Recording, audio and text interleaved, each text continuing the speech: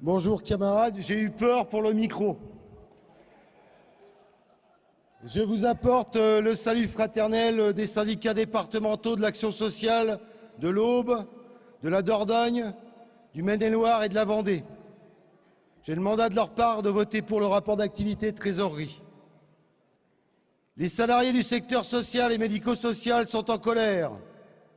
À un manque de financement à la hauteur des besoins pour un secteur privé à financement public qui fait se dégrader un peu plus chaque jour leurs conditions de travail, s'ajoute leur paupérisation.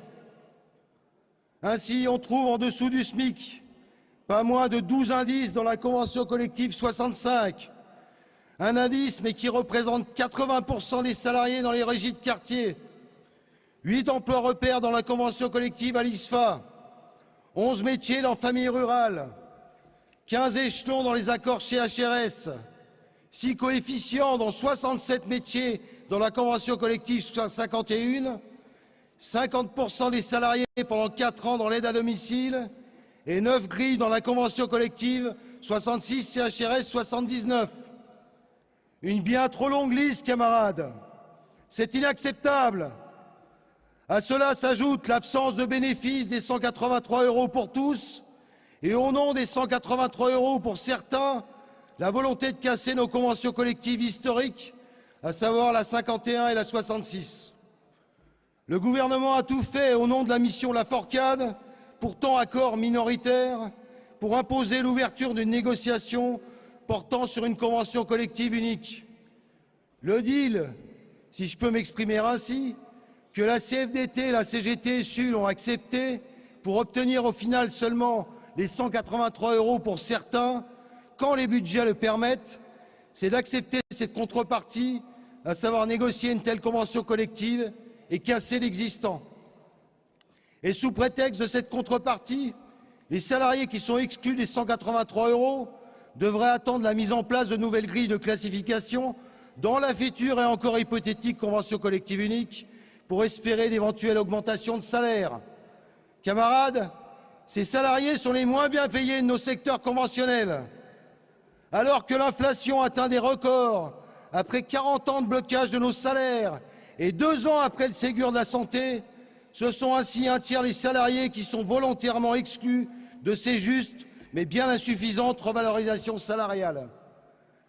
Parce que nous sommes attachés à la défense des intérêts matériels et moraux des salariés, parce que nous sommes à force ouvrière, libres et indépendants, nous restons la seule organisation syndicale de salariés qui, en toute cohérence, résiste et s'oppose clairement à ce projet. Projet qui vise à baisser encore un peu plus le coût du travail dans nos secteurs qui s'occupent des personnes les plus en difficulté de notre société. Pourtant, les milliards sont là.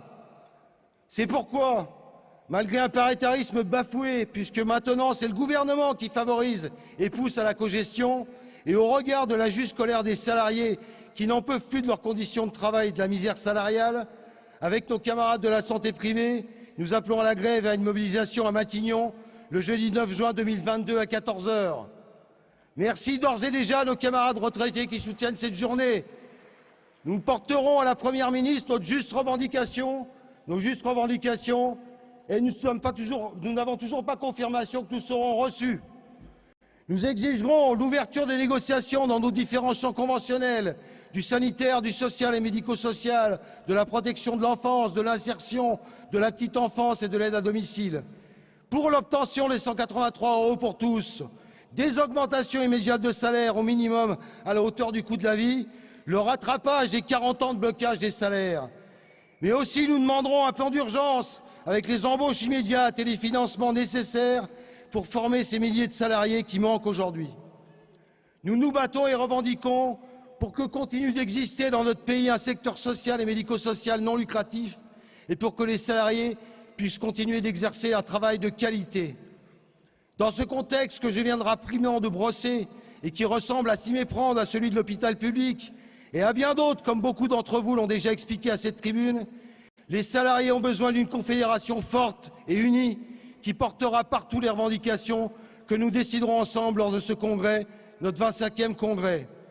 Pour notre part, 90 syndicats de notre fédération y sont présents ou représentés. Les salariés et tous ceux qui rejoignent nos syndicats ont besoin d'une confédération qui résiste aux tentatives de l'intégrer. Nous ne doutons pas que Force ouvrière y résistera, comme elle l'a toujours fait.